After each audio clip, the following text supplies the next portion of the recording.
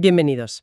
Hoy vamos a sumergirnos en un tema que, bueno, de una forma u otra nos toca a todos. El dinero. Pero no desde la perspectiva habitual, de las finanzas o las inversiones, que siempre se centra en los números, en las estrategias. Exacto. La idea hoy es explorar algo más profundo, casi íntimo, nuestra relación emocional con el dinero. Tenemos un texto titulado Texto pegado, que nos lanza una idea central que es muy potente. A ver.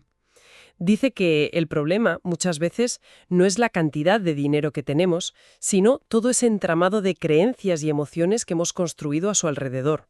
Y ese es el objetivo aquí, ¿no? Desglosar un poco esas ideas.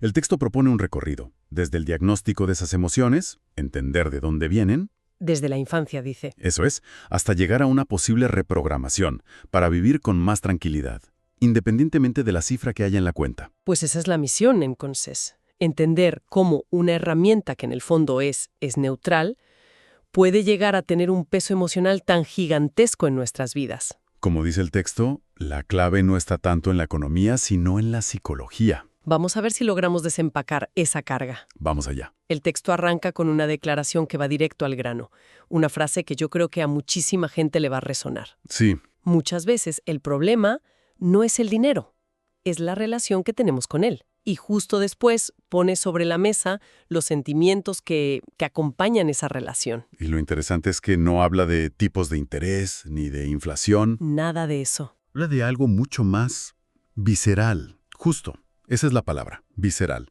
Porque es algo que se siente en el cuerpo, ¿no? El texto describe emociones casi universales. Culpa al gastar, miedo a no tener, ansiedad por el futuro. O sea, la ansiedad por el dinero no es una idea abstracta. No, es un nudo en el estómago, una presión en el pecho.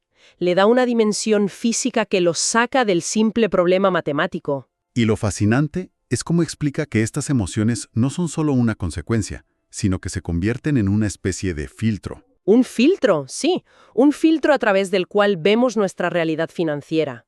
Sugiere que cuando miras el dinero desde el miedo, la propia herramienta, que es neutra, empieza a tener un peso. El texto usa esa palabra, pesa. O sea que un billete de 20 euros no es solo un billete de 20 euros. Exacto. Se siente totalmente diferente si lo asocias con la ansiedad de no me va a llegar, que si lo asocias con la calma de tengo suficiente. Es una idea muy potente, sí, que el valor nominal es una cosa, pero el valor emocional que le cargamos es otra completamente distinta. Y ese peso es lo que nos afecta en el día a día. Totalmente. El mismo acto de pagar la compra en el súper puede ser para alguien una transacción neutra y para otra persona un momento de microangustia, incluso teniendo dinero de sobra. Exacto. La diferencia no está en la cuenta bancaria, está en la programación emocional que se activa en ese momento. Se dispara una respuesta automática que no tiene que ver con la lógica del presente, sino con una historia aprendida. Y eso nos lleva a la pregunta clave, claro. Si es una programación, ¿quién escribió el código? Esa es la cuestión. ¿Cuándo se instaló ese software? Y sobre todo, ¿podemos desinstalarlo? O sea, ¿podemos desaprender lo que llevamos décadas practicando casi sin darnos cuenta? Pues el texto ofrece un camino, sí.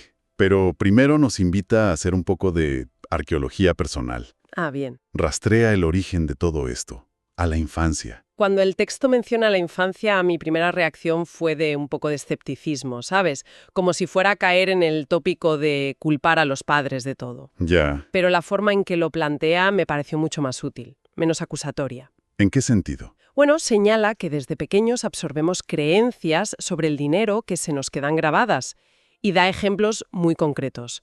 Que el dinero genera conflicto, que cuesta, que se va rápido, que nunca es suficiente. Frases que hemos oído todos. Claro, y lo compara con aprender un idioma.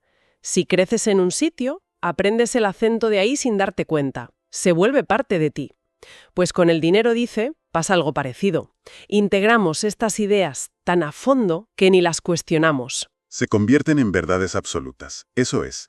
La frase que usa es perfecta. Esa creencia se queda viviendo en la mente. No es algo que piensas de vez en cuando, no. Vive ahí, permanentemente. Es una analogía buenísima, la del acento, porque nadie se sienta a enseñarte un acento. Simplemente lo absorbes por estar ahí. Claro. De la misma forma, pocos padres dan una clase sobre la naturaleza conflictiva del dinero, pero un niño absorbe esa lección escuchando discusiones sobre las facturas mes tras mes. Me recuerda a la abuela de un amigo que guardaba dinero en efectivo en latas de galletas.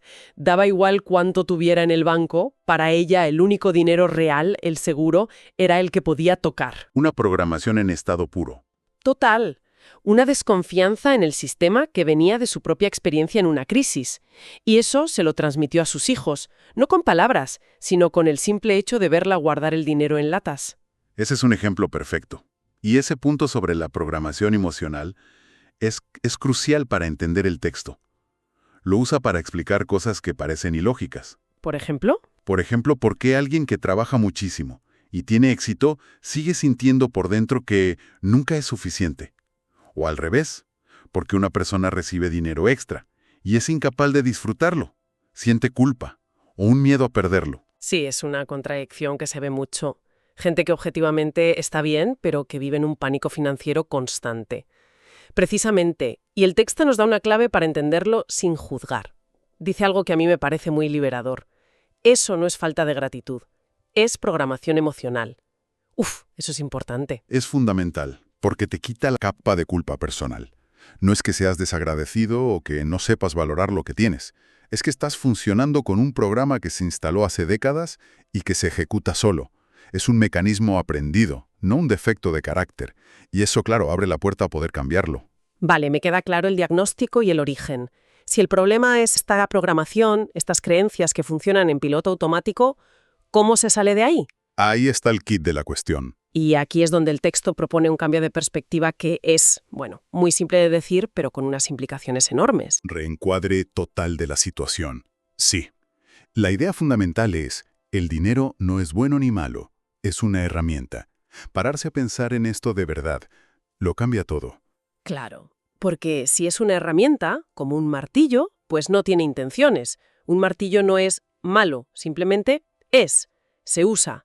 Y la propuesta es ver el dinero igual, un recurso neutro al que nosotros le damos un significado.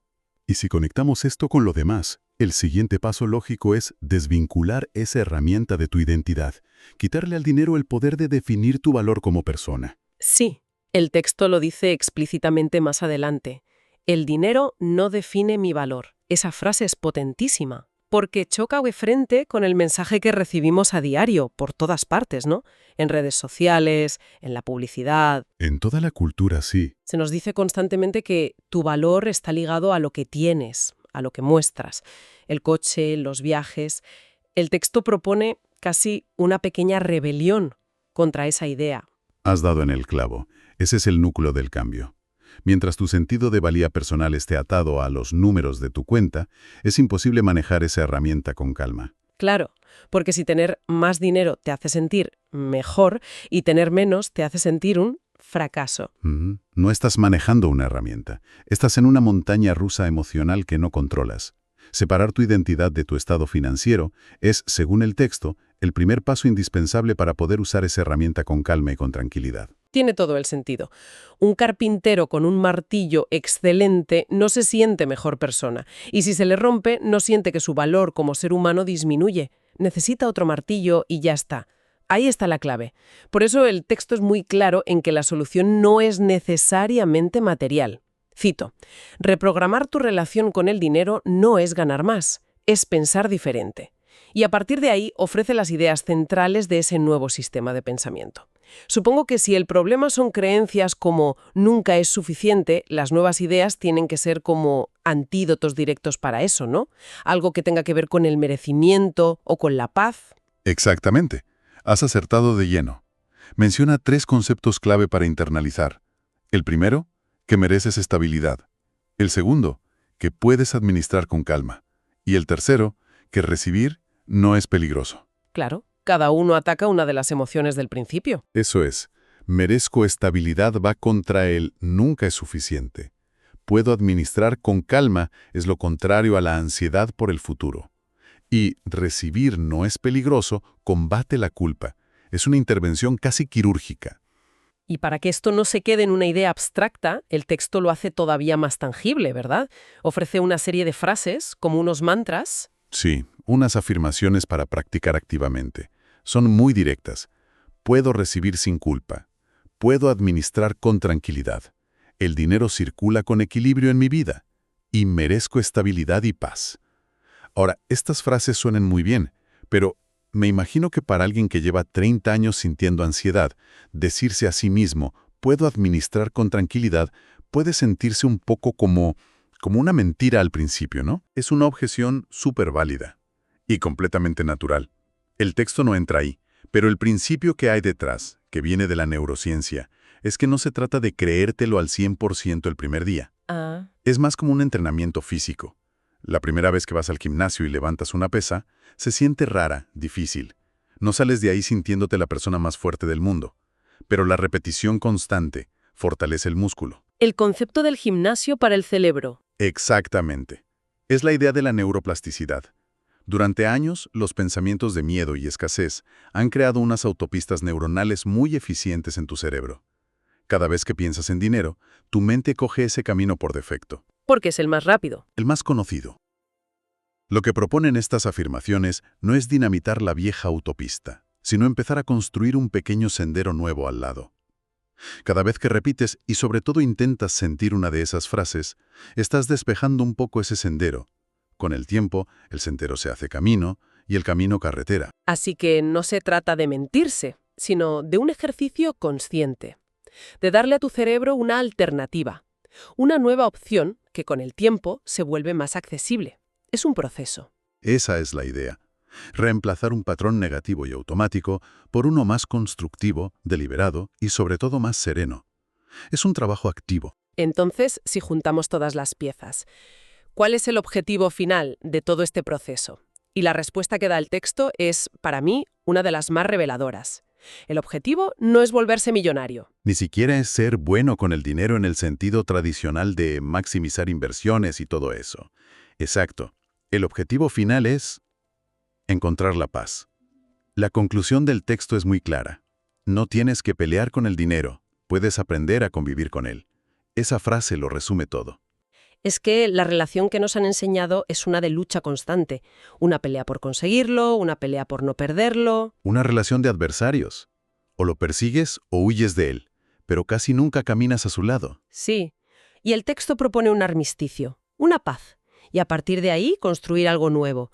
Habla de buscar una abundancia sin presión, que me parece un concepto maravilloso, y de tener relaciones más sanas con todo, incluso con el dinero. Esa idea de convivir es increíblemente poderosa.